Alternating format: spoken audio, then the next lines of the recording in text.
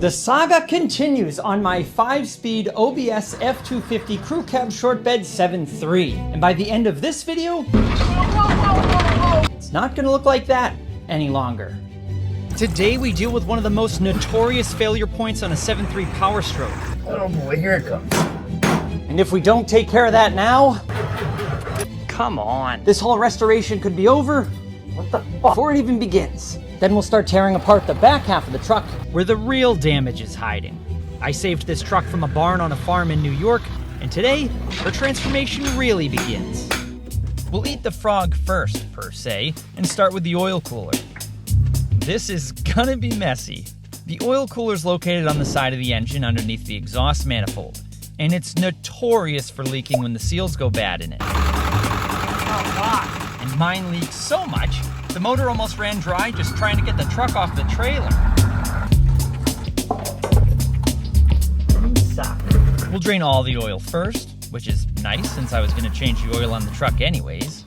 Ooh, beautiful. And thank you to whoever commented about this little trick to try. Take a little punch and... Come on, you can do it. Boy, just make sure you grab your dullest punch ever. What the frick? You gotta be kidding me.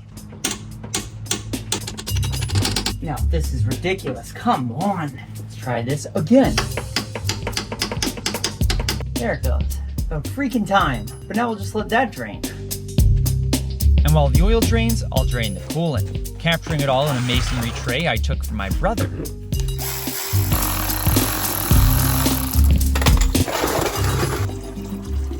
By now the oil's all drained, so I can twist off the filter. Hold on, you're gonna If only it was that easy. I'm gonna go.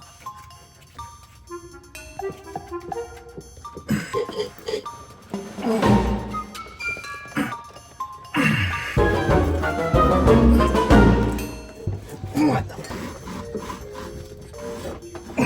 fuck? I don't think the screwdriver trick will work right now. A big screwdriver through it. Try to turn it. I mean, I'll try it. Get a good screwdriver. Go right through there. Hope for the best.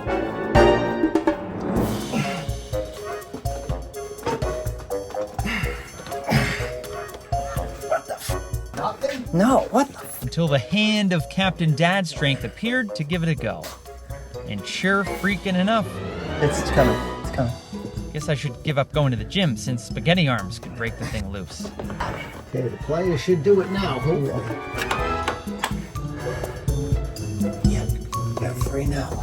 Great start to the day. Nice with no mess though. To avoid taking a shower, we're gonna remove this block drain right up here. Trying to keep this job nice and clean, which obviously has not worked. And all it takes is a 1/4-inch ratchet head to get this out. But that's when it's not impacted with years of rust and debris. And this thing ain't gonna come out. Can't even get my thing in there. Looks like I'm just gonna be taking a bath then. It's about to get very, very dirty, then wet. Before I can remove the bolts holding in the oil filter housing and cooler, I remove the block heater plug, then loosen the 3 bolts holding the back of the cooler. I'll leave them loose so this thing can drain out more coolant, not all over me.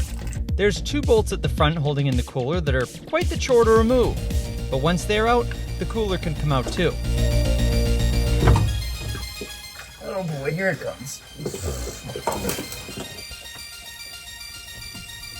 Here she is. With the oil cooler out, we can begin splitting it apart. They're small little metal tabs so you have something to pry on to separate the pieces. But lucky for me, mine were so corroded they just started to peel back. If that thing breaks off, I am screwed.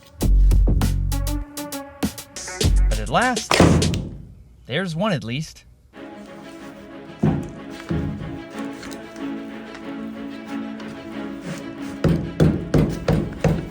This thing does not want to come out.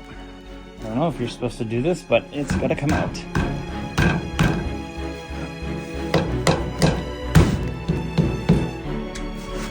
The other half was even more difficult.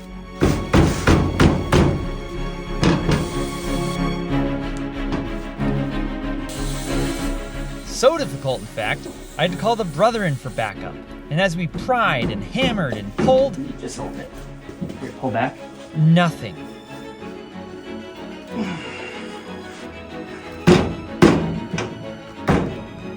I'm gonna hold it up like this and try just pulling. Yeah, how long I'll have to.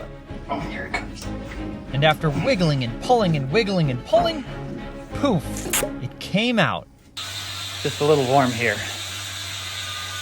Just a little bit. The OBS is not taking it easy on me this far. Now's when I wish I had a parts washer, and I don't have time to make one. So I'll scrub these pieces up best I can with some brake cleaner and a brush to rid them of the 1540 and soil mixture. Then I'll blow them out to make sure there's nothing left in the little portholes. If there's any bits of muck left in there, it's going into our engine. And with the parts kinda clean, we move on to our dilemma. Now it appears what most guys do when these oil coolers start to leak is they just put on new O-rings. And they say when you do that, you gotta use a Motorcraft O-ring kit, because the Dorman kits, supposedly, I read a few guys said that they leak. The problem is the truck came with a brand new Dorman oil cooler.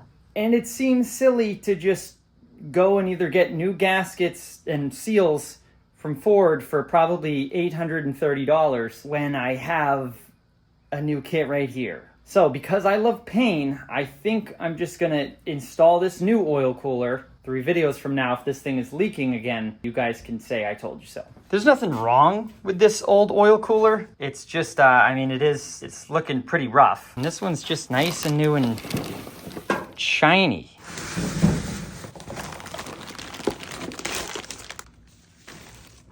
Now we gotta get all the new O-rings onto the new oil cooler. This is pretty important. Using Dawn dish soap as lube is a first for me. Swapping the KY jelly for some KY Jake, did you do the dishes yet? I'm now just lubing up the O-rings with this soap and putting them onto their specified positions. Gaskets on, and my hands are clean. With the O-rings, not gaskets, in place, I'll use the Dawn to lube up the inside areas on both end pieces where the oil cooler is going to press into. And with everything lubed up, the cooler just slides right into the front and back mounting pieces. At least that's how easy they make it sound on the forums. I was not so lucky. So I went the old tried and true route and looped a ratchet strap around the whole assembly. This was surely the trick for getting everything pressed together. I cranked down on the strap nice and tight, and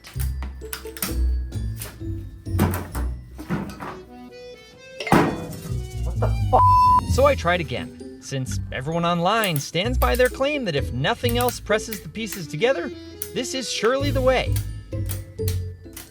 And after cranking the ratchet strap down even more than last try, and spanking it with a rubber mallet like the naughty little oil cooler that it is, it would not press in.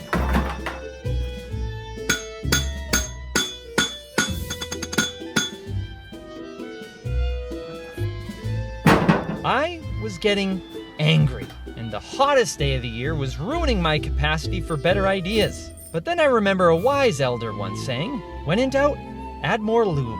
So I grabbed some grease I found on the shelf, re-lubricated all the O-rings, and tried again.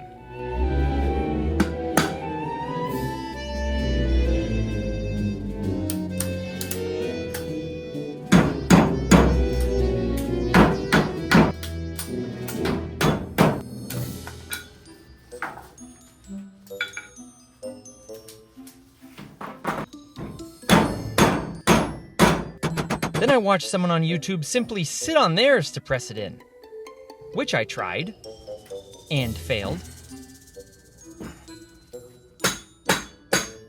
What the Running low on options, I did exactly what you're supposed to not do. There is no freaking way. How much force does this thing need? It's lifting the whole freaking truck up. I'm just gonna take a quick nap.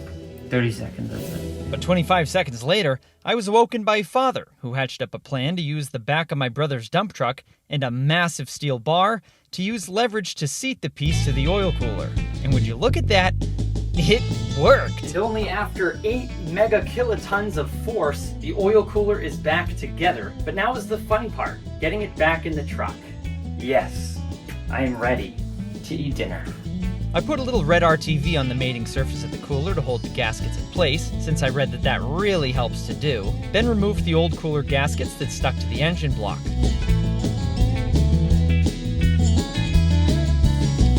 And with both mating surfaces cleaned, I began navigating the cooler assembly up and around the crossmember and into position. A lot easier said than done.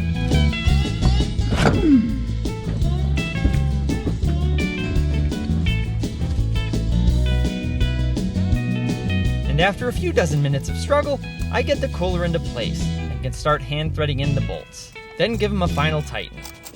All 3 at the back and 2 at the front. Then, Cooler is in. That was fun. now to make sure the truck still runs, but not without first plugging back in our block heater plug and plugging in a battery charger because we've got about half of a good battery. Then I'll top her back up with fresh coolant to replenish all that we drained out of it, taking extra caution not to spill the precious fluid. Then most importantly, filling her up with some fresh Rotella oil and putting on a shiny new Motorcraft filter. Look, I'm even pre-filling the filter with oil.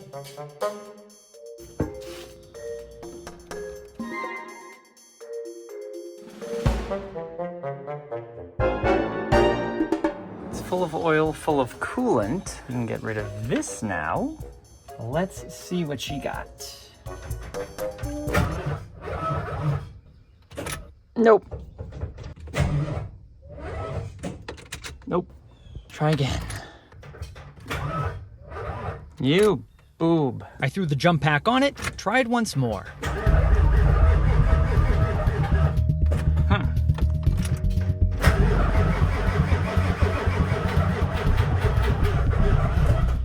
Come on. At this point, I'm starting to get a little nervous. Have I royally screwed something up somehow? But finally, after 8 actual attempts... Here we go. Moment of truth. No leak so far. So far, so good. But when the oil gets to temp, it's a different story. So I'll let it idle a little more up to temp, then check it again for leaks. This is not a job I want to do again anytime soon. No leaks. 0 leaks. This might be the greatest feeling in my entire life. Dry as a bone. Dry up there. Dry down here. And dry up there. The mess was worth it. Finally crossing something off the list. Thank God it's finally stopped spewing oil, because in 2 days, it's leaving the garage for some serious upgrades. Tomorrow, we're hitting the road to pick up a huge piece of this OBS puzzle. But in the morning, we've got some time before we leave, and I want to try something. The front brakes. As I showed you guys, the wheels don't turn very easily on all 4 corners. And even though the front pads have plenty of meat, I think the rotors being rusted are causing the wheels to not turn easy. I found a trick I want to try to help this problem. Now normally if you have light surface rust on your rotors, you go for a quick drive, you hit the brakes, the brake pads basically just scrape the rust right off. Except the truck barely drives, definitely not fast enough for that to work, so I'm going to do a quick experiment here.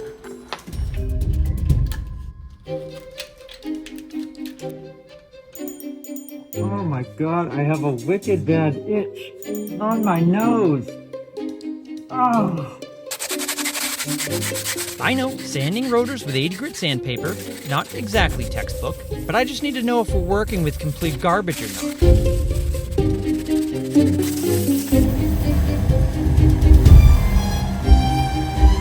And funny enough, the wheels are actually turning a little easier now.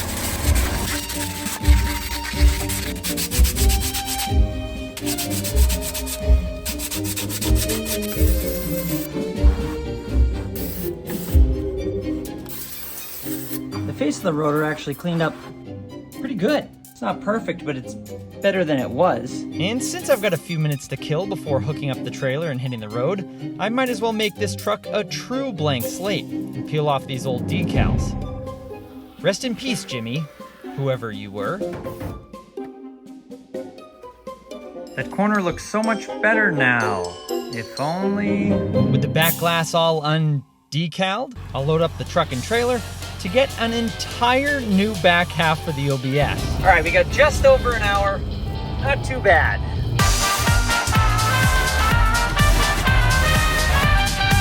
Must be right there. Fresh up from Charleston, South Carolina. A rust-free, bone-dry bed for the OBS. Down there, they marinate the roads in sweet tea, not road salt and brine. Hello.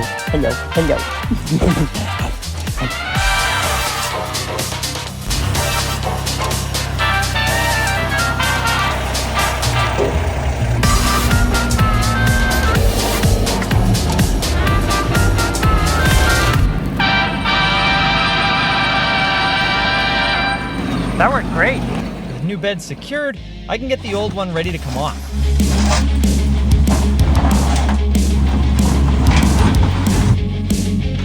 I don't know what this is. Ugh. Out comes the toolbox. One. There's two. Oh, that's a big hornet's nest. Well, I guess I didn't have to remove this. Doesn't weigh very much. I'm just that freaking strong. I'd undo this ground strap, but it's not attached to anything. That's good. When Solari found out I was tackling this project, they sent me one of their hot rod induction heaters to help break the bed bolts loose without using a torch, since all these bolts are right around the fuel tank. That was my nickname in college, funny enough. I went to community college. Activated. Oh my gosh, it's been like less than 10 seconds, the thing's already smoking. This is way faster than I thought, seriously. I'll remove the other bed bolts. Then out comes the gooseneck plate, which bolts through the bed. And since I'm not reusing it, the easiest way to get it out is by zipping the heads off all the bolts.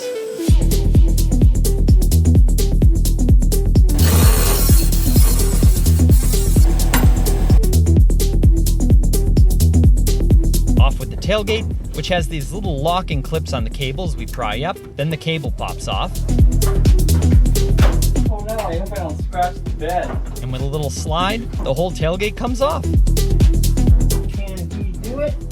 Yes, he can! Dad punches all the bolts that I cut the heads off of, while I get the truck on the ground. Dad pulls the rear two bed bolts, and I remove one more bolt on the gooseneck plate I forgot about. Then I can fire it up to pull it out of the garage.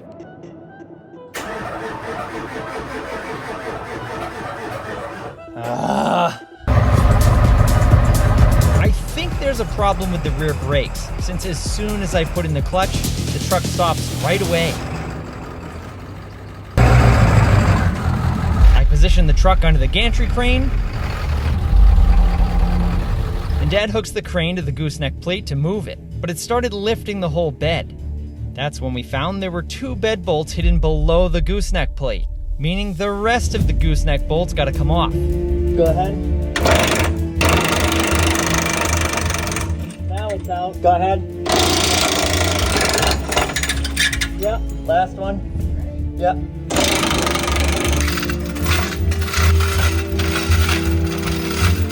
And underneath it, we can see the last two bed bolts, which we have to cut.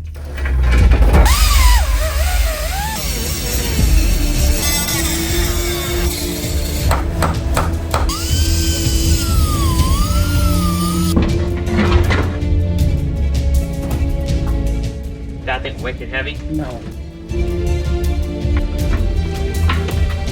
Dad removes the screws holding in the fuel filler neck. Then we start hoisting the old bed off the truck.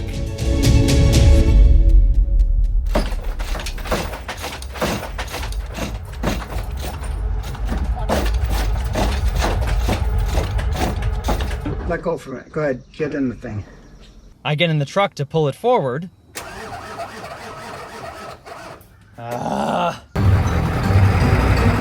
What happened next could only be described as cinematic.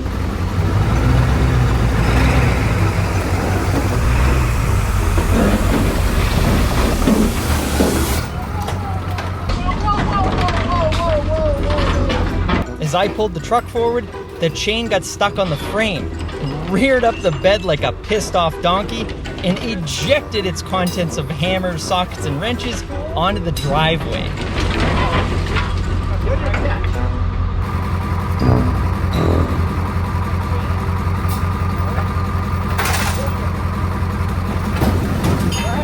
And all we could do was laugh about it. That whole thing got from this. Look at this.